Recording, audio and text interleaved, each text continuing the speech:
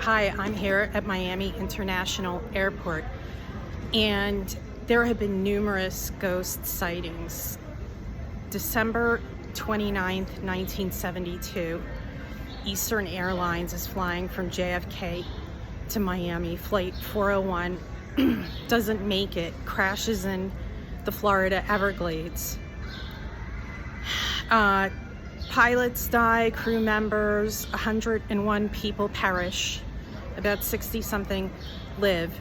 After the plane crash, there are numerous stories of people, flight attendants, pilots, passengers seeing pilot Bob Luft, who perished in the crash, and Don Repo, who was the flight engineer for Eastern Airlines on that flight.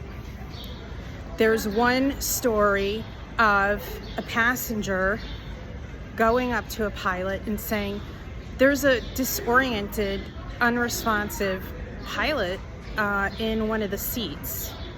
The pilot goes back and it's Bob Luft sitting in the plane seat there, unresponsive, disoriented. Obviously the pilot's really spooked. Another alleged ghost story, a flight attendant opens the overhead bin and sees the face of Bob Luft. Then one day a pilot does a flight crew check and it turns out to be Bob Luft.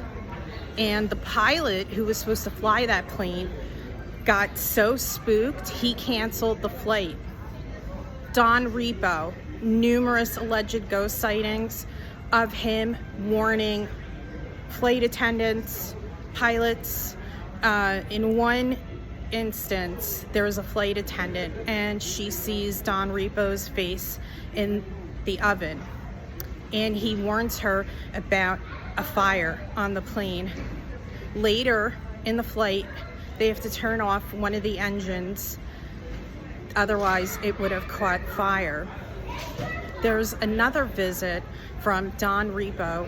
He goes into the cockpit and tells one of the pilots that one of the electrical circuits is faulty, and one of the electrical circuits does end up faulty. And another Don Repo ghost story, one of the pilots hears this loud knocking from the bottom of the floor. So he decides to investigate further, and he finds